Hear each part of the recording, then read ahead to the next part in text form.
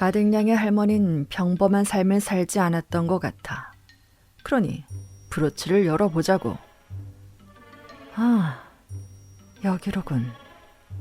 핀셋을 사용해 브로치의 뒷면을 조심스럽게 들어올리자 딸깍 소리와 함께 얇은 금속판이 열렸다. 홈즈는 숨을 멈추고 그 안을 들여다보았다. 역시 예상대로야.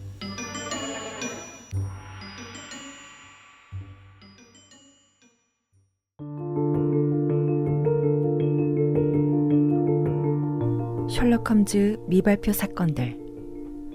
브로치의 숨겨진 비밀.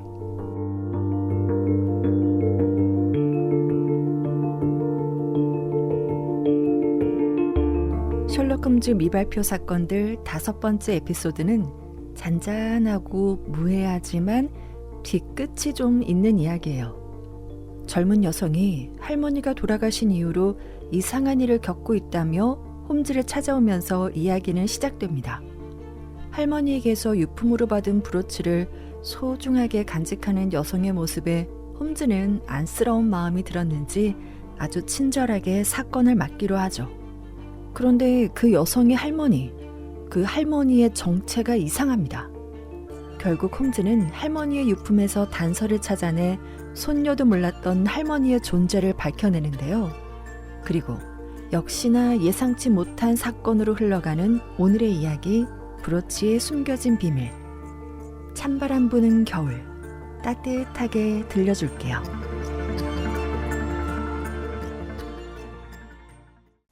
이 책 들어봤니?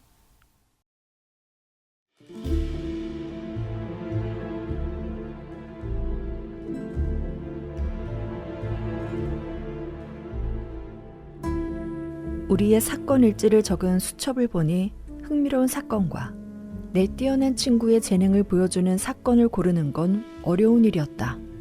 그러나 여전히 언급하기 부끄러운 사건들도 있었는데 그중 하나가 브로치의 숨겨진 비밀이다. 이 사건은 셜록의 부탁으로 자세한 기록은 하지 않았지만 사건이 발생한 지 수년이 흐른 지금도 나는 기억한다. 그리고 여러 번 셜록을 설득한 끝에 허락받아 공개하게 되었다. 전날 내린 눈이 수북히 쌓인 겨울 아침이었다. 앞집의 붉은 벽돌집은 겨울 안개 사이로 음침해 보였으며 창밖으로 내다본 거리는 마차들이 지나가며 어느새 질퍽거리는 진흙탕으로 변해 있었다. 나는 거실 벽난로에 불을 지피고 있었는데 그 불빛이 어제 저녁에 먹고 치우지 않은 식탁을 비추고 있었다. 홈즈는 짙은 푸른색 가운을 입고 소파에 웅크리고 누워 아침에 배달된 신문을 읽고 있었고 바닥에는 읽던 신문이 잔뜩 어질러져 있었다. 셜록은 블라인드가 반쯤 내려와 있는 창문을 힐끗 쳐다보더니 특유의 냉소적인 미소를 지었다. 이 도시의 겨울은 언제나 사람을 우울하게 만들지. 하지만 미로와도 같은 이 도시는 수많은 비밀과 이야기가 숨겨져 있어. 그리고 그 비밀을 풀어내는 것이 내 직업 아닌가. 오늘은 또 어떤 의뢰인이 찾아올지 벌써부터 기대가 되는군. 안 그래, 존? 셜록, 자네 추리력은 세계 최고일지 몰라도 이 방이야말로 미로 같네. 이러다간 사건을 해결하기도 전에 방 안에서 길을 잃겠어. 좀 치우면 안 될까? 정리정돈은 내 적이야. 이 혼돈 속에서 나는 영감을 얻고 사건의 실마리를 찾지. 하지만 자네가 부탁한다면 오늘은 특별히 자네를 위해 조금 정리해볼까. 물론 사건 해결이 우선이지만 말이야. 그때 허든슨 부인이 쟁반에 명함을 받쳐들고 들어왔다. 우후, 셜록. 밤새 고양이가 이 방에서 파티를 한 모양이야. 허든슨 부인이 방을 둘러보고는 눈살을 찌푸리며 말했다.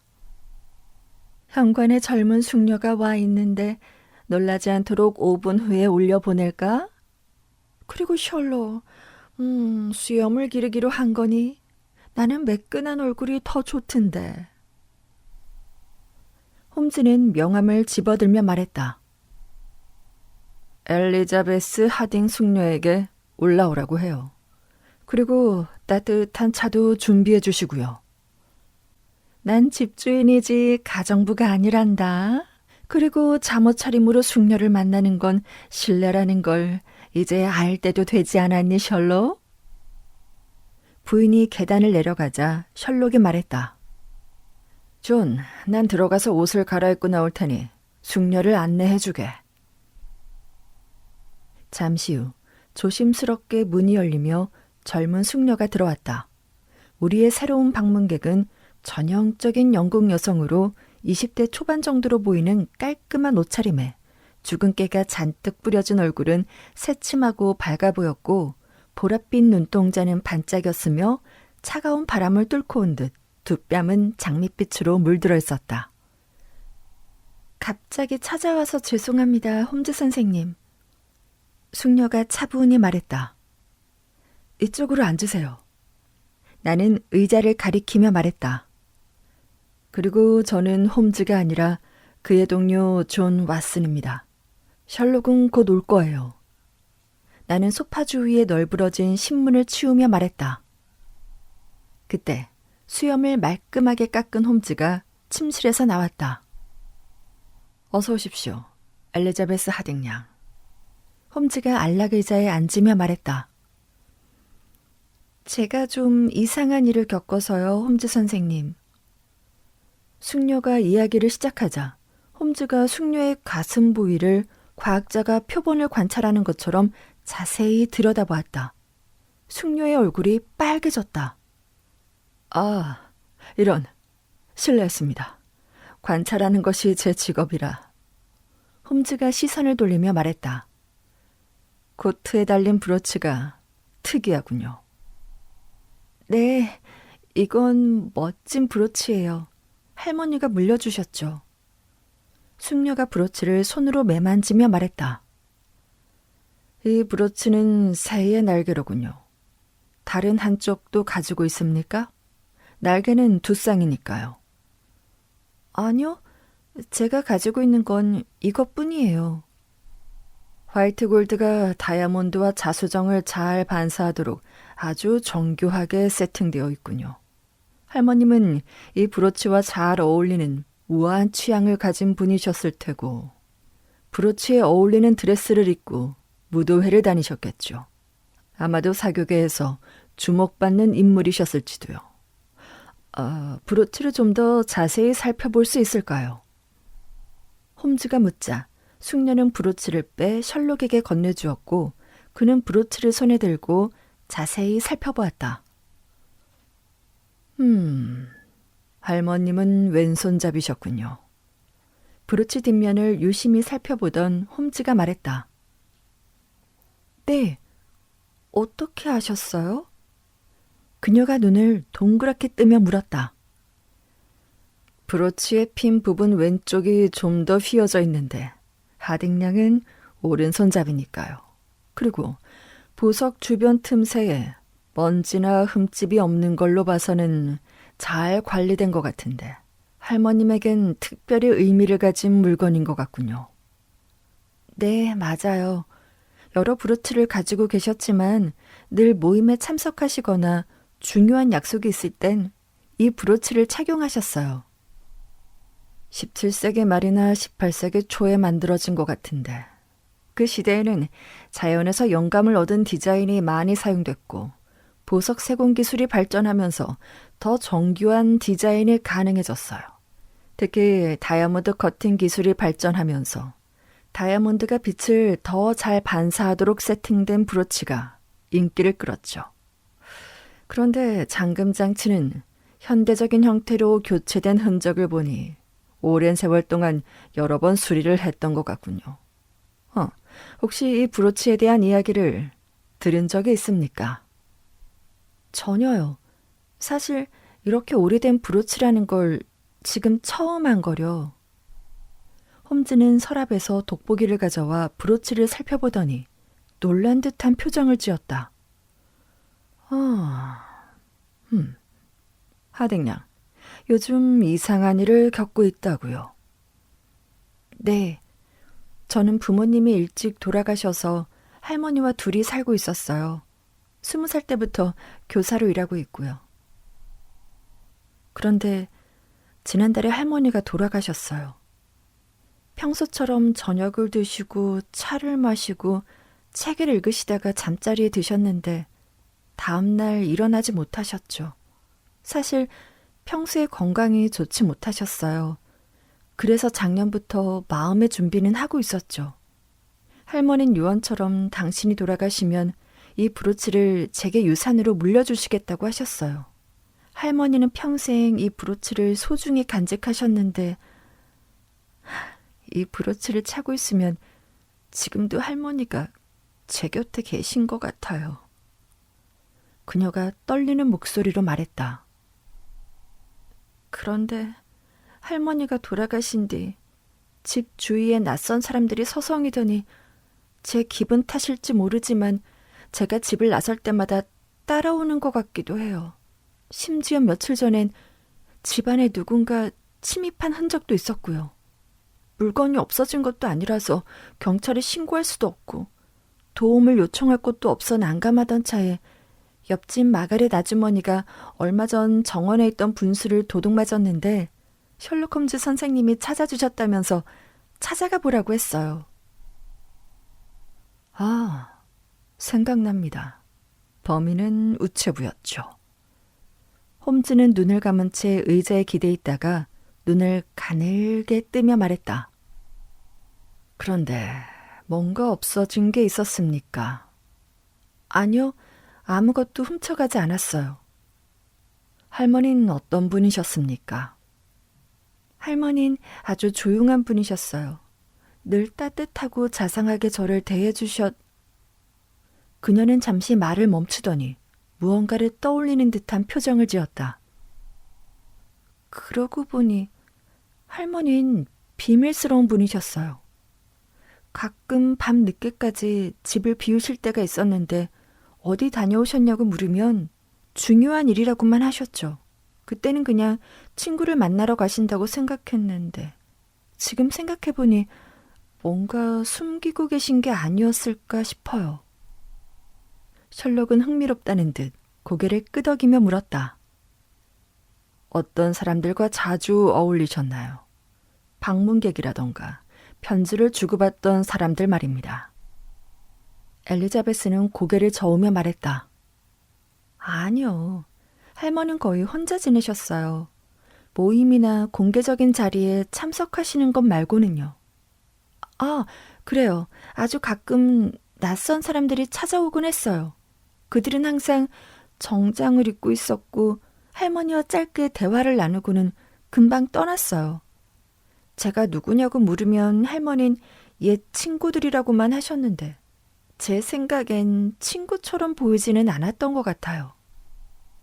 그녀가 외국어를 사용하거나 평소와 다른 행동을 한 적은 없습니까? 외국어라면 가끔 이상한 말을 중얼거리곤 하셨는데 무슨 언어인진 모르겠지만 프랑스어나 독일어는 아니었어요. 좀 더 낯선 언어였던 것 같아요. 그리고 할머니는 항상 여행 가방을 준비해 두셨는데 정작 여행을 떠나는 일은 거의 없었어요. 여행 가방을 열어봤나요? 네, 할머니 유품을 정리하면서 열어봤는데 특별한 건 없었어요. 오래된 낡은 옷 몇 벌과 망원경, 그리고 옛날에 쓰던 지도 같은 것도 들어있었고요. 아마 젊으셨을 때 가지고 있던 물건을 넣어두신 것 같았어요. 그게 전부입니까? 필기도구 같은 것도 있었던 것 같은데 기억에 남는 물건은 없었던 것 같아요. 그런데 그게 요즘 일어난 이상한 일과 무슨 관련이 있는 거죠? 관련이라. 글쎄요. 먼저 수상한 사람들이 어떤 의도로 접근하는지 알아내는 것이 중요합니다. 하딩양은 평소처럼 행동하되 그 사람들에 대해 더 이상 신경 쓰지 않는 척하세요. 그리고 할머니의 여행 가방을 살펴보고 싶군요.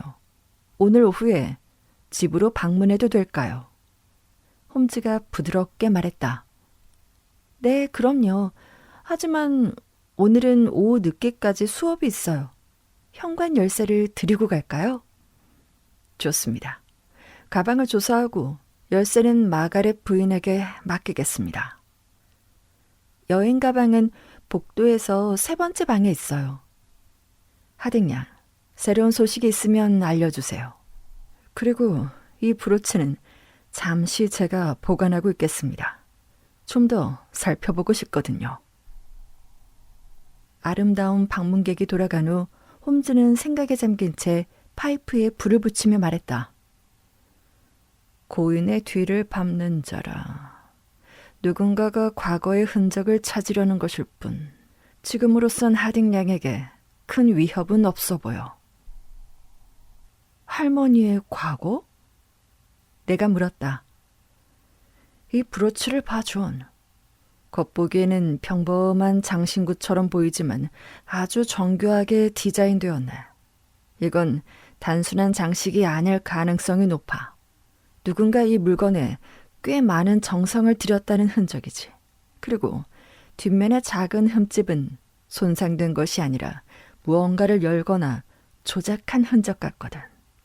여기 주변의 세공은 깔끔한데 유독 이 한 부분만 흠집이 있는 게 보이나. 홈즈가 브로치를 내게 건네며 말했다. 나는 한참을 들여다보았다. 그래. 흠집이 보이기는 하는데 특별해 보이지는 않는데? 홈즈는 고개를 저었다. 하딩 양의 할머니는 평범한 삶을 살지 않았던 것 같아.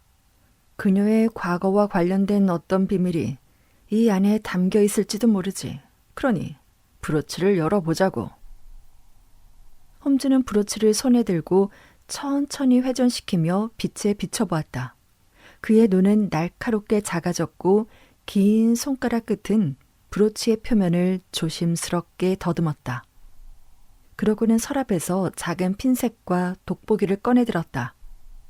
핀셋을 손에 쥔 그의 손놀림은 마치 외과 의사의 손처럼 섬세하고 정확했다. 아, 여기로군. 홈즈가 브로치 가장자리에 미세한 틈새를 가리키며 말했다. 핀셋을 사용해 브로치의 뒷면을 조심스럽게 들어올리자 딸깍 소리와 함께 얇은 금속판이 열렸다. 홈즈는 숨을 멈추고 그 안을 들여다보았다. 역시 예상대로야. 단순한 장식품이 아니라 암호를 담고 있는 브로치였군. 홈즈는 내게도 보여줬는데 그 안에는 반달과 화살표가 정교하게 새겨져 있었다. 각각의 기호는 특정한 의미를 담고 있어. 하지만 이걸 해독하려면 더 많은 단서가 필요하겠는데. 홈즈는 브로치를 다시 조심스럽게 다듬며 말했다. 나는 참지 못하고 물었다. 뭔가 발견한 거지. 그치? 홈즈는 고개를 들지 않은 채 특유의 건조한 어조로 대답했다. 존, 밤하늘을 떠올리면 뭐가 생각나나? 밤하늘? 글쎄, 별이나 달 같은 거 말이야? 내가 당황한 얼굴로 대답했다. 그렇지. 달은 어둠 속에서 빛을 비추는 존재야. 하지만 반달은 완전하지 않지. 마치 무언가 감춰져 있는 것처럼. 그게 무슨 뜻이야? 반달이 뭘 감춰? 나는 더욱 혼란스러워졌다. 화살표는 방향을 가리키지. 하지만 방향은 항상 목적지를 알려주는 건 아니야. 때론 그 자체로도 메시지가 될 수 있지. 셜록, 그냥 간단하게 말해주면 안 돼? 나는 답답해서 목소리를 높였다. 홈즈는 의자에 몸을 기댄 채 여유롭게 말했다. 존, 자넨 늘 자물성이 부족해. 이번 사건은 서두른다고 해서 해결될 일이 아니야. 이 기호들이 무엇을 의미하는지, 그리고 누가 이 브로치를 만들었는지 알아내려면 좀 더 시간이 필요하다고. 홈즈는 브로치를 조심스럽게 주머니에 넣으며 덧붙였다. 궁금하면 따라오든가. 내가 언제 궁금해서 따라갔어? 아닌가. 그냥 늘 데리고 다니잖아. 나는 외투와 목도리를 두르고 고개를 저으며 홈즈의 뒤를 따랐고 그의 어깨가 들썩이는 걸 보니 낄낄거리고 있는 게 분명했다. 하딩양의 집은 런던에서 마차를 타고 약 30분 정도 떨어진 런던 서남쪽에 위치한 리치먼드였다. 요즘 런던의 번잡함에서 벗어나 한적한 삶을 즐기고자 하는 사람들이 모여드는 핫한 마을이었다. 템스강이 마을을 가로지르며 강변에는 고풍스러운 저택과 정원이 늘어서 있어 평화로운 분위기를 자아냈다. 마차는 빅토리아 양식으로 지어진 아담한 저택 앞에서 멈췄다. 홈즈는 현관으로 걸어가 하딩양이 준 열쇠로 짙은 녹색 현관문을 열고 집 안으로 들어갔고 나도 따라 들어갔다. 오래된 나무 마루 복도는 우리가 걸을 때마다 삐걱거리는 소리가 났고 벽에는 할머니와 손녀의 어린 시절 모습이 담긴 액자가 걸려 있었다. 복도 끝에는 계단이 있었으며 오른쪽에는 거실이 있었는데 벽난로와 낡은 소파 그리고 테이블 위에 작은 찻잔 세트가 놓인 아늑한 공간이었다. 창문에는 레이스 커튼이 드리워져 있었고 창가에는 키 작은 화분이 놓여 있었다. 복도 왼쪽에는 주방이 있었는데 비교적 현대적으로 개조되었지만 곳곳에 오래된 주방 도구들이 남아 있었다. 복도를 지나 세 번째 방으로 들어섰다. 할머니의 서재로 사용되던 공간으로 보였는데 겨울 햇살이 창문 커튼 사이로 부드럽게 비쳤다. 방 안에는 오래된 책상과 의자가 놓여 있었고 책상 위에는 낡은 램프와 몇 권의 책, 오래된 사진 액자와 안경, 작은 탁상 시계가 놓여 있었다. 그리고 방 한쪽 구석에 여행 가방이 있었는데 가방은 오래되어 낡아 있었고 손잡이 부분도 닳아 있었다. 이 집은 너무 평범한데 우리 할머니 집 같아. 그리고 특별히 이상해 보이는 점도 없는 것 같고. 내가 말했다. 평범함 속에 숨겨진 비밀을 찾는 게 담정의 일이네. 홈즈가 여행 가방을 열기 위해 허리를 굽히며 말했다. 가방 안에는 빛바랜 드레스 몇 벌과 깃털 달린 모자, 작은 망원경, 회중시계, 빈 약통, 필기도구, 지도 등이 들어있었다. 가방 두께에 비해 내부 공간이 너무 얕은데.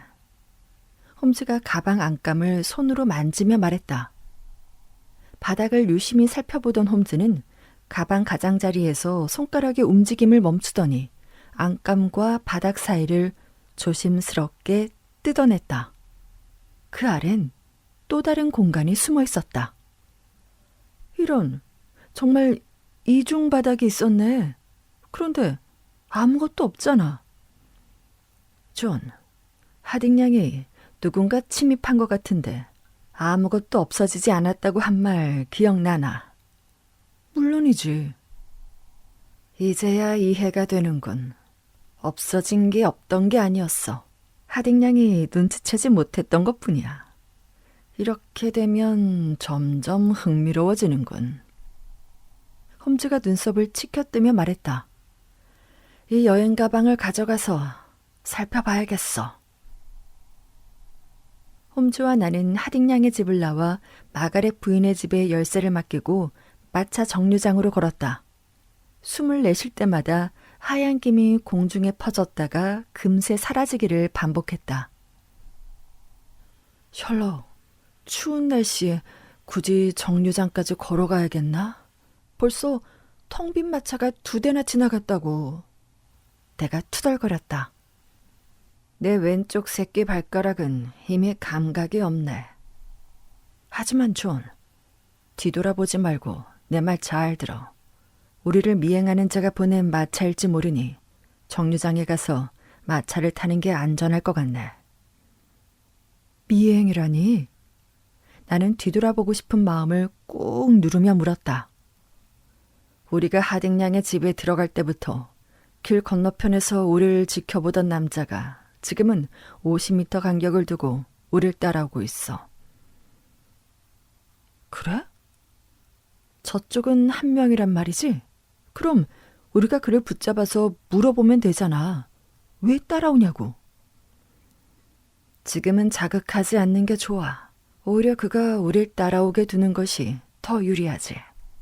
그러니 그가 우릴 따라오게 두고 그의 의도를 파악하는 것이 우선이야. 우린 정류장에서 마차를 타고 베이커가로 향했다. 홈즈는 창문 뒤쪽에 앉아 뒤를 살폈다. 그자도 마차를 탔어. 끝까지 따라올 모양이군. 마차는 베이커가에 도착했고 홈즈는 2층으로 올라가자마자 창문 너머로 남자가 마차에서 내리는 것을 확인했다. 자, 이 가방을 좀 더 살펴보자고. 그래야 저 남자가 우릴 따라온 의도를 알 수 있을 거야. 홈즈는 가방 안에 든 물건을 하나씩 꺼내기 시작했다. 그러고는 화려한 드레스를 손에 들고 잠시 살펴보았다. 세월의 흔적이 느껴지지만 고급스럽고 화려하군. 하딩양 집에 걸린 사진 속 노부인의 취향과는 거리가 있어 보이는데 안 그런가 존? 난 여자들 옷은 잘 몰라. 나는 차 주전자를 벽난로 산바리에 올려놓으며 대답했다. 뭐 딱히 대답을 원했던 건 아니네. 어쨌든 종종 어떤 사람들은 자신이 누구인지 혹은 무엇을 하는지 감추기 위해 겉모습을 꾸미고는 하지. 이 드레스는 단순한 취향의 문제가 아닐 수도 있겠어. 이 펜을 봐. 잉크가 없는 펜이라니. 그냥 잉크를 깜빡하고 안 넣었을 수도 있지. 그럴 수도 있겠지. 하지만 세상엔 우연처럼 보이는 것들이 사실은 아주 정교하게 계획된 경우도 있다네. 자넨 정말이지 모든 걸 의심하는군. 단정할 수는 없지만 노부인은 우리가 생각하는 것보다 훨씬 흥미로운 삶을 살고 있었을지도 모르네. 무슨 뜻이야? 이 가방은 단순히 여행 가방이 아닐 수도 있다는 거야. 홈즈는 마지막으로 가방 안에서 구겨진 지도 2장을 꺼내 펼쳤다. 그는 지도를 유심히 살펴보며 말했다. 하나는 영국 지도고 또 하나는 존, 이 지형을 본 적 있나? 진짜 내 대답이 궁금해서 묻는 게 아니라면 나는 차를 한 잔 마셔야겠어. 몸이 으슬으슬하다고. 나는 홍차를 컵에 따르며 말했다. 홈즈는 지도를 테이블 위에 올려놓고 돋보기를 들어 가방을 자세히 살피더니 갑자기 외쳤다. 오, 이런. 그가 가방 손잡이를 가볍게 만지작거리자 손잡이가 마치 비밀 서랍처럼 열렸다. 손잡이에 이런 비밀 공간이 숨겨져 있다니 정말 흥미롭군. 홈즈가 손잡이에서 둘둘 말린 종이를 꺼내 펼치며 말했다. 이건 기름종인데 군데군데 붉은 점이 찍혀 있어. 이 점은 뭘 의미할까? 홈즈는 기름종이를 이리저리 돌려보며 생각에 잠기더니 방금 펼쳐놓았던 지도 위에 기름종이를 올려놓았다. 존, 이 기름종인 좌표였어. 보라고. 이 붉은 점들이 지도의 특정 지점과 정확히 일치하네. 어떤 목적을 가진 사람이 특정 지점을 표시한 거야. 혹시 그녀가 남긴 비밀과 관련이 있는 건 아닐까? 그래, 맞아. 그럴 가능성이 있네. 하지만 이 점들이 가리키는 장소를 조사하기 전에 먼저 이 기름종이와 지도가 어디에서 온 것인지 그리고 이 가방을 왜 쫓는지 알아내야겠네. 가방을? 아침엔 하딩양의 집을 서성였고 지금은 우리 집 건너편에서 우리를 올려다보고 있는 저 낯선 남자 말이야. 창밖을 내다보니 길 건너편 조금 떨어진 곳에서 바람을 피하며 그 남자는 여전히 우리 집 2층 창문을 올려다보고 있었다. 잠깐 나갔다 오겠네. 차는 여기 있게. 1-2시간 후에 돌아오지. 기다리기 지루하면 좌표에 찍힌 위치가 어디인지 찾아봐도 좋고. 홈즈가 나간 후 창밖을 내다보니 건너편에 있던 남자는 사라지고 없었다. 아마도 홈즈를 뒤따라간 모양이었다. 잠시 후 계단을 올라오는 소리가 들렸는데 홈즈가 뭔가를 놓고 가서 다시 돌아온 것 같아 서둘러 문을 열었다. 뭘 놓고 갔나?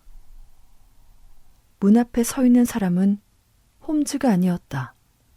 그곳엔 낯선 남자 3명이 서 있었다.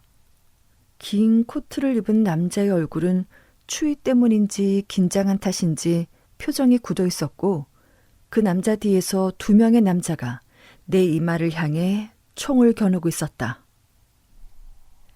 왓슨 박사, 당신을 해칠 생각은 없어요. 그러니 저 여행 가방을 내놔요. 그 남자가 테이블 위에 가방을 쳐다보며 말했다. 난 위협에 굴복하고 싶지 않았지만 3대 1은 나를 꼼짝할 수 없게 만들었다. 나는 벽난로 앞 의자에 앉아 조금 전 벌어진 일을 곱씹으며 깊은 한숨을 내쉬고 있었다. 아무것도 할 수 없었던 무력감이 머릿속을 떠나지 않았다. 그때 아래층에서 문이 열리는 소리가 들렸다. 익숙한 발소리가 계단을 올라왔고 홈즈가 방으로 들어섰다. 존, 표정이 별로네. 셜록, 자네가 나가자마자 낯선 남자 3명이 와서는 총으로 나를 위협하며 가방을 내놓으라고 했어. 난 내가 두고 간 노부인의 여행 가방 말인가? 그래, 그 가방 말이야. 미안하네. 내가 잘 대처했어야 했는데. 나는 고개를 숙이며 말했다. 홈즈는 잠시 생각에 잠긴 듯 벽난로 앞에 서서 나를 바라보더니 씩 미소 지으며 말했다. 자네가 무사한 것만으로도 다행이네. 정말인가, 셜록? 물론이지. 걱정 말게. 지도와 좌표는 안전한 곳에 있으니까. 나는 홈즈의 설명을 듣고 안도했지만 마음 한구석에는 섭섭함이 남아있었다. 왜 나한테 미리 말해주지 않은 거야? 내가 얼마나 죄책감에... 홈즈는 웃음을 터뜨리며 내 어깨를 가볍게 두드리며 말했다. 존, 노부인의 비밀은 풀렸어. 정말? 그녀는 스파이였네. 영국 스파이. 어떻게 알았나? 드레스가 노부인이 입기엔 너무 화려하다고 했던 거 기억하지? 물론이지. 그녀의 취향이 아닌 것 같다고 했지 않나? 그래. 평소 화려한 의상을 입지 않던 노부인에게 이 드레스는 자신의 정체를 감추고 기밀 업무를 수행하는 작업복이었던 셈이지. 하지만 왜 화려한 드레스가 필요했을까? 그녀가 스파이였다면 오히려 눈에 띄지 않는 옷을 입는 게 더 유리하지 않았을까? 그렇지 않아. 그녀는 단순히 정보를 훔치는 스파이가 아니었어. 그녀는 러시아 고위 관료를 상대했네. 그들의 신뢰를 얻어 정보를 빼내는 고급 스파이였던 거야. 그녀는 그 드레스를 입고 고위 관료들이 참석하는 연회나 공식 행사에 참석했겠지. 그곳에서 그녀는 자연스럽게 대화에 참여하고 그들의 신뢰를 얻었을 거야. 홈즈가 말을 멈추고 침실로 들어가더니 가방에 들어있던 드레스를 들고 나와 테이블 위에 펼쳐놓았다. 혹시 몰라서 의미 있어 보이는 드레스는 미리 빼놓고 내 잠옷을 대신 넣어놨지. 홈즈가 미소 지으며 말했다. 드레스는 오래되었지만 여전히 고급스러운 광택을 띠고 있었고 섬세한 자수와 장식이 돋보였다. 홈즈는 주머니에서 브로치를 꺼내 드레스에 달았다. 자, 어떤가? 브로치가 드레스에 잘 어울리지 않나? 그래, 잘 어울리네. 그럼 브로치를 봤을 때부터 그녀가 스파이라는 걸 알았다는 거야?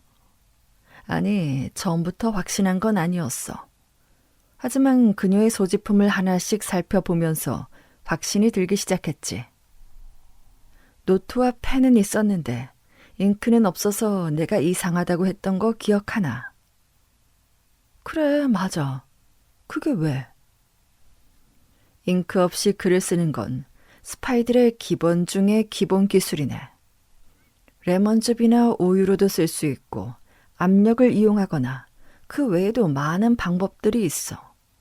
적에게 정보가 노출되는 것을 방지하기 위한 전략 중 하나지. 망원경이나 지도 좌표는 말 안 해도 알겠지? 그렇군. 그런데 가방에 들어있던 물건은 오래돼 보이던데. 그 물건들을 돌아가시기 전까지 사용했을까? 좋은 질문이야. 홈즈는 안락 의자에 앉아 피우던 파이프에 남아있던 담뱃재를 털고는 다시 천천히 채워 넣으며 말했다. 조금 전 형을 만나고 왔어. 마이크로프트? 그래. 다른 단서들은 모두 풀었는데 브로치에 새겨진 반달과 화살표 기호를 알 수가 없더라고. 분명 조직의 암호 같은데 말이야. 그러니 그 암호를 가장 잘 알고 있을 사람을 찾아간 거지. 그녀는 최고의 비밀 요원이었다. 이미 그녀의 가방에 있던 서류는 회수했고. 형의 짓이었어? 그래. 내가 감독하는 요원이었으니 한치의 틈도 없이 뒷수습을 했다. 그녀가 가지고 있던 정보가 유출되지 않도록 회수 작업을 했지. 그녀는 젊은 시절부터 스파이로 활동했어. 하지만 하나뿐인 아들 내외가 사고사를 당하고 어린 손녀를 돌봐야 해서 더 이상 해외에서 위험한 임무를 수행하기보다는 영국 내에서 활동하게 됐다.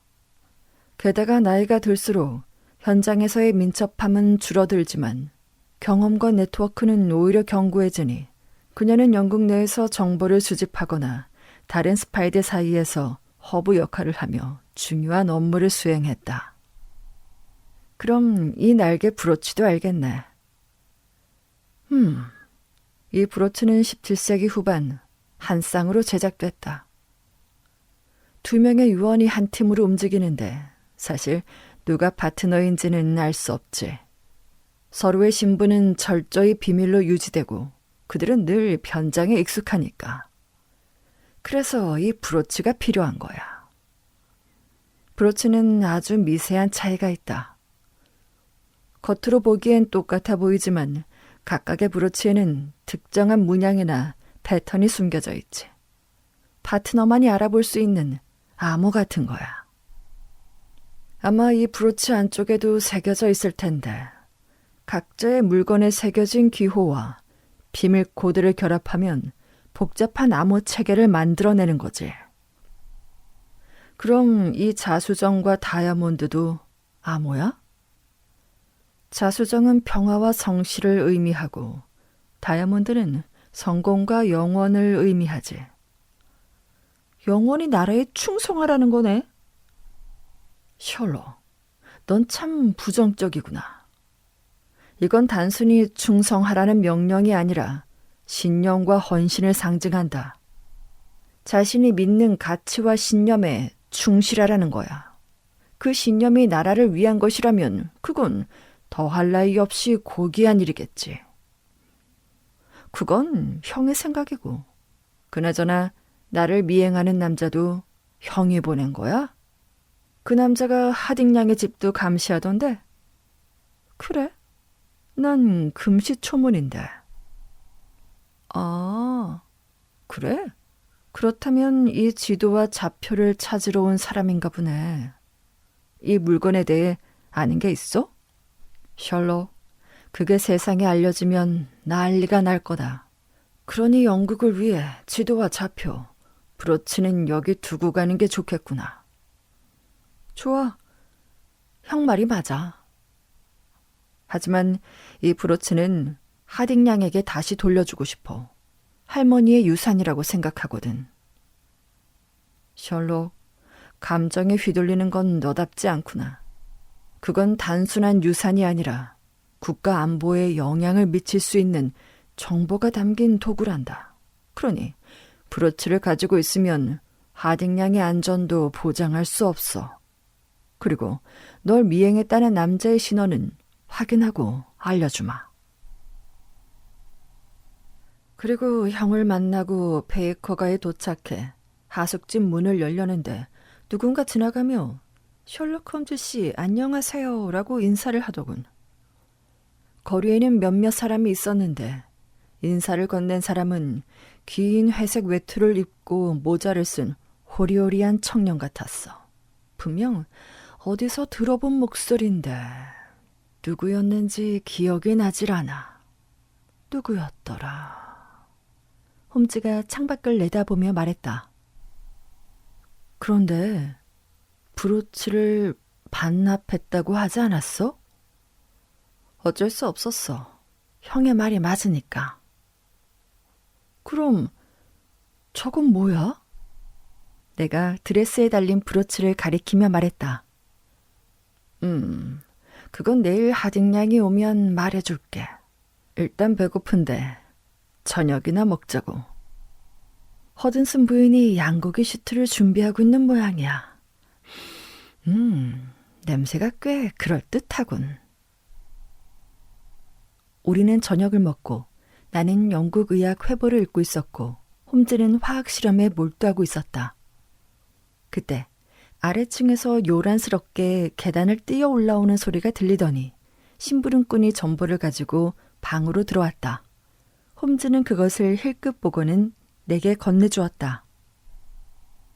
널 미행하던 남자를 체포했다. 이름은 드미트리 이바노프, 러시아 스파이였다.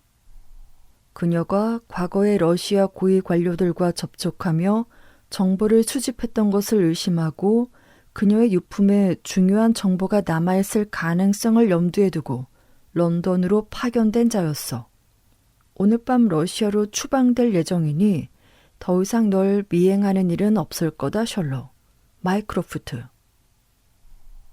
그런데 홈즈, 하딩양에겐 뭐라고 할 거야? 할머니가 스파이였다고 말해줄 거야? 글쎄, 생각을 좀 해봐야겠어. 다음 날 오후, 홈즈에게 편지가 도착했는데 편지 봉투에는 베를린 소인이 찍혀 있었고 셜록 홈즈 선생님께 엘리자베스 하딩이라고 적혀 있었다. 홈즈는 서둘러 봉투를 열고 우린 편지를 읽기 시작했다. 셜록 홈즈 선생님께 정말 잘하셨습니다. 제가 알고 싶어 하던 사실을 확인해 주셨으니까요. 그토록 친절하고 따뜻하게 의뢰인을 대해 주시다니 소문으로만 듣던 홈즈 선생님과는 달라서 조금 의외였습니다. 먼저 흥미로워 하실 것 같아서 알려드리자면 하딩양은 할머니가 돌아가신 후 길퍼드의 유서 깊은 가문에 가정교사로 들어갔습니다.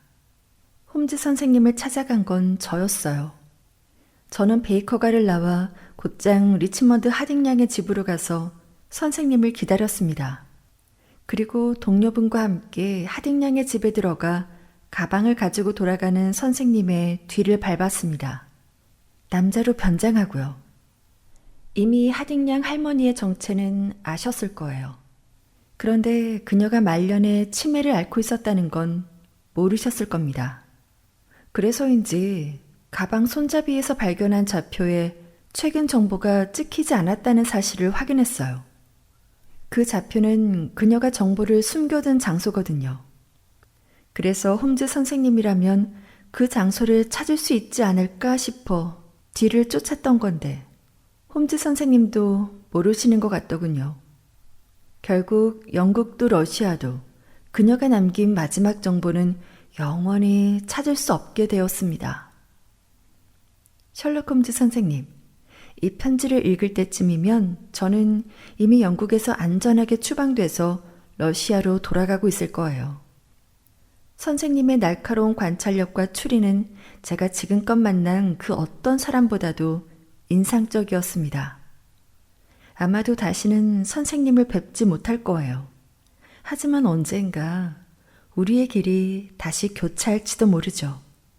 그리고 어제 늦은 오후 베이커가 문 앞에서 홈즈 선생님께 인사드렸는데 이젠 정말 마지막 인사를 해야겠네요. 그럼 안녕히 엘리자베스 하딩 혹은 다른 이름으로 불렸던 자 드림. 홈즈는 편지를 테이블에 내려놓고 특유의 냉소적인 미소를 지으며 안락 의자에 앉아 파이프를 입에 물었다. 오, 가짜 엘리자베스 하딩의 러시아 스파이였다니. 내가 홈즈의 눈치를 보며 말했다. 그래, 그녀가 나를 속인 건 맞아. 하지만 그녀도 원하는 정보를 얻지 못했으니 이 작전은 실패한 셈이지. 결국 빈손으로 돌아갔으니 말이야. 그나저나 나를 속이려 했다니 흥미롭군. 대담한 여자야. 홈즈는 여유롭게 파이프를 한 모금 빨고는 주머니에서 브로치를 꺼냈다. 이제 말해봐. 그 브로치 어떻게 된 거야? 모조품이야. 솜씨 좋은 장인에게 만들어달라고 부탁했지. 그녀에게 중요한 건 브로치 자체가 아니라 할머니의 유품으로서의 가치였으니까. 하지만 이제 쓸모없게 돼버렸네. 진짜처럼 보이는데? 진짜라고 해도 믿겠어. 존, 그 브로치는 처음부터 모조품이었어. 형이 귀뜸해 주더군. 홈즈가 어깨를 으쓱대며 말했다. 오, 세상에. 이 사건은 처음부터 끝까지 사기였네. 존, 세상은 언제나 비밀과 속임수로 가득 차 있네. 홈즈가 다시 어깨를 으쓱했다. 그리고 그 속에서 진실을 찾아내는 게 내 일이자 즐거움이고. 그런데 존, 이번 사건은 기록에 남기지 않는 것이 좋겠어. 홈즈는 파이프를 다시 입에 물며 말했다. 왜? 진실을 밝히는 것과 진실을 기록으로 남기는 건 전혀 다른 문제니까. 어떻게 다른데? 존, 내 자존심에 커다란 상처를 입었네. 홈즈는 마침내 진실을 말했다. 물론 하찮은 감정이지만 내 자존심은 상처를 입었어. 그래, 셜록. 알겠네. 이번 사건은 내 수첩에 기록하지 않을게.